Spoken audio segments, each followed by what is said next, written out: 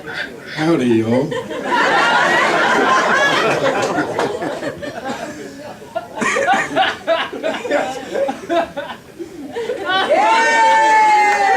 It's a magic trick.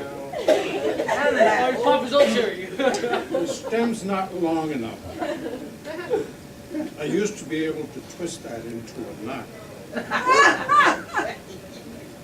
Someone told me that would help me become a cunning linguist. Richard Nixon used to say, "I am not a crook." He was right, I'm not. I'm also not a terrorist. Je suis Clark Kent.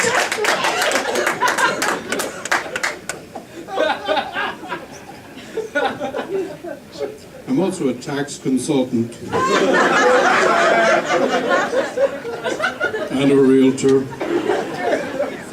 and a notary public. I've written poetry. I figured I'd try my hand at comedy. You know, to be versatile. Someone told me not to say that in West Hollywood. I have no clue why not. Someone may be able to explain that to me later. Josh there started out with something I was going to start with, worrying. When I was a child, my mother said, "Wait till you grow up. That's when you'll have worries." Why do I want to worry?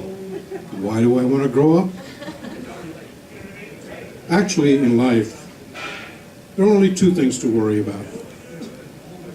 Either you're well, or you're sick. If you're well, you have nothing to worry about. If you're sick, you have two things to worry about. Either you're going to be dead or alive. If you're going to be alive, you have nothing to worry about. If you're dead, you have two things to worry about. Either you're going to go to heaven, or you're going to go to hell. If you go to heaven, you got nothing to worry about. If you go to hell, you're going to meet all your friends anyway.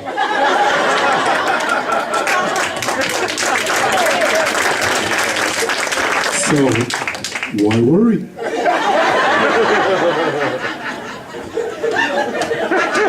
I'm grown up, no worries. My father's 92. I was talking to him the other day. He says, "I don't know what happened to my original wife. She's lying in the bed next to him." I said, "That's your original wife. There is no other wife." "Well, she's the second woman. She has the same name as my first wife." I said, "You don't have a second wife. You only had one wife, and that's her." "I don't know what happened to my original son."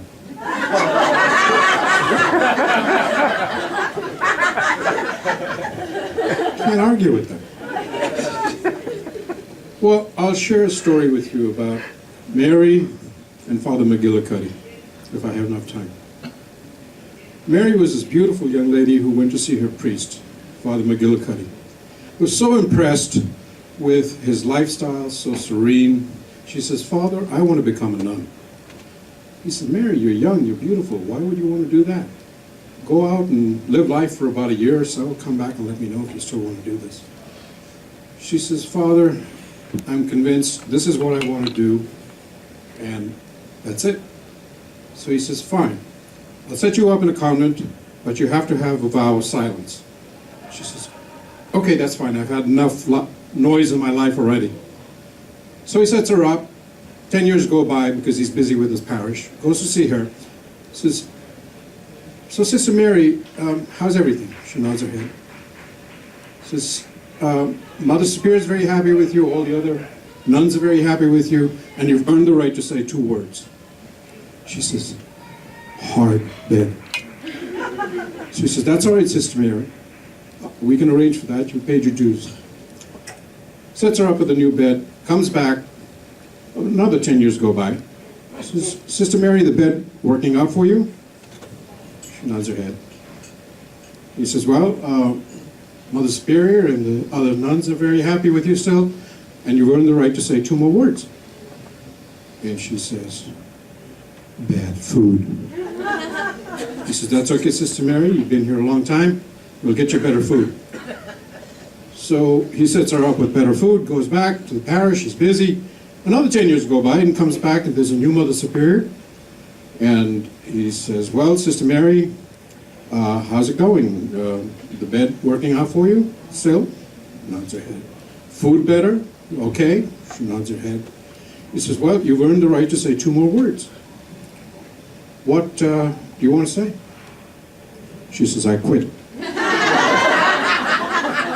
He looks at her and he says, well, I'm not surprised, Sister Mary. You've been bitching and moaning ever since you got here. Thank you very much.